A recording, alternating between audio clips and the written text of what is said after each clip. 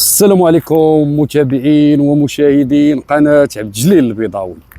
هذا مراسلكم عبد الجليل البيضاوي يعود لكم من جديد كيف ما وعدناكم. وكيف ما هذا واحد قصر الضيافة بعمالة بوسكورة اللي كيتم الترياب ديالو. الاسباب بقى حد الان مجهولة، ما عرفناش شنو هما الاسباب، ولكن هانتوما كيف ما كتشوفوا تراكس خدامه. هنا كنشوفوا ان ما بقاش اللعب وما بقاش التهاون. اي واحد مخالف او كاينه شي حاجه غادي يتعاقب على الانسان وغادي تكون المحاسبه ديال كلشي.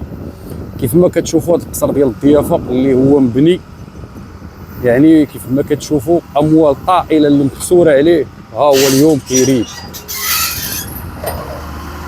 نتوما كيف ما كتشوفوا التراكس خدامه كتريف فيه.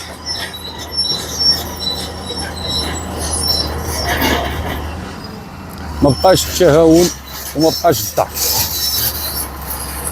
كيف ما كتشوفوا واستنفار امني لرجال الدرك والقوات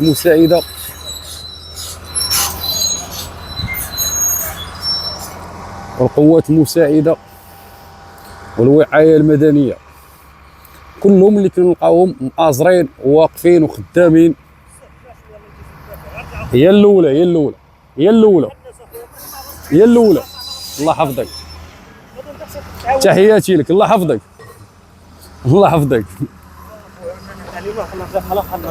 يلا صافي انا راجع، انا ما بغيتش نشدك، انا راجع. الله حفظك.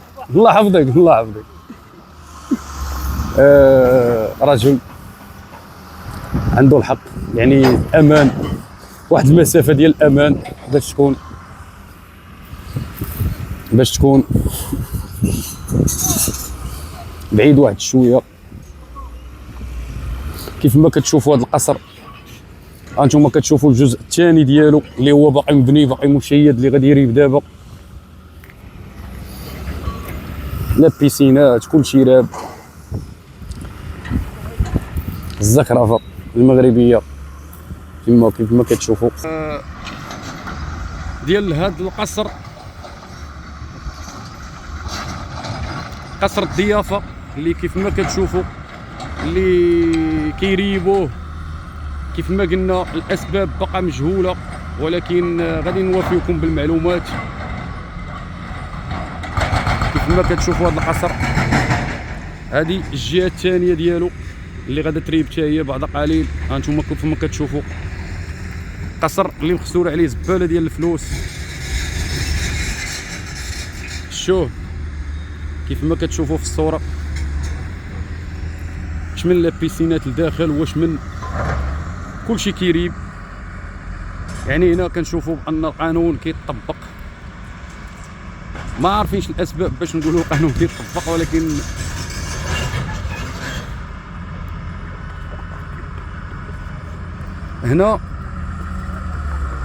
هنا كتوصلنا بان واحد المعلومه بان هاد القصر، هاد قصر الضيافه، بانه مبني على ارض يعني ماشي ديال مواليها. هذا هو السبب، والحكم كان بالترياب ديالو، بالازاله ديالو من فوق الارض ديال الاصحاب ديالها. هنا كتطبق القانون على الجميع، والتعليمات السلفتيات اللي طبقات فوق ارض الواقع كيف ما كنشوفوا امام الراي العام. كيف ما كتشوفوا، ويعني قصر باش مخسوره عليه الملايير، ماشي نقول لك الملايين، الملايير اللي مخسوره على هذا القصر. ولكن كيف ما كتشوفوا جا القرار ديال الهدم. يعني القانون فوق كل شيء، القانون فوق كل شيء. هذه البنايه الثانيه ديالو كيف ما هضرنا، وكيف ما ورينا لكم البنايه الثانيه ديالو اللي بقى واقفه. كيف ما كتشوفوا يعني مشروع كبير هذا، اللي يعني اموال طائله اللي مخسوره عليه.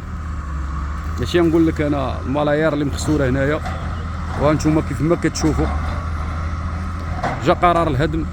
يعني شكرا لصاحب الجلالة الملك محمد السادس نصره الله، وشكرا للسي الفتيت اللي واعد. حنا كنشوفوا كيف ما قال السي الفتيت بان اي واحد دا شي شبر ديال الارض غادي يردها.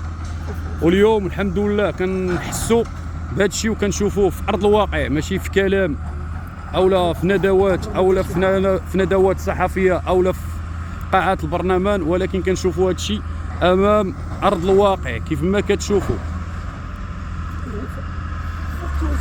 في وقت وجيز.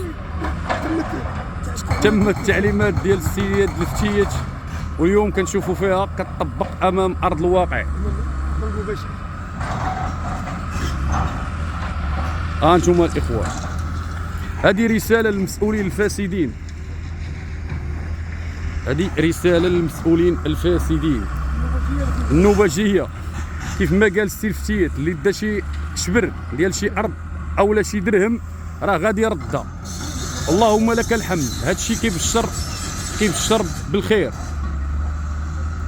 اليوم حنا كمغاربه يعني كنفرحوا بحال هادشي كنا كنسمعوا عليه بزاف، يعني ناس كتجي كتستغل الاراضي ديال ناس اخرى وكتبني مشاريع ديالها وكيدخلوا في صراعات في المحكمه وكيبقى الوضع على ما هو عليه. ولكن اليوم كنشوفوا انتوما قصر الضيافه اللي مغسوله عليه الملايير اليوم ها هو كيريب امام الاعين ديالكم. وهذه رساله للبرلمانيين ورؤساء الجماعه بان القانون كيطبق على كل شيء.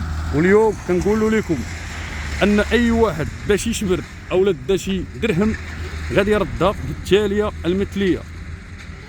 وشكرا للسي الفتيت كيف ما وعد وكيف ما وفى. ها انتم كيف ما كتشوفوا تراكس خدامه.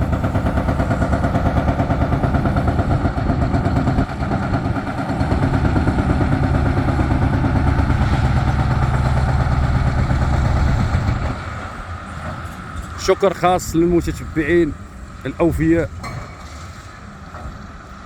حنا كنقربوكم من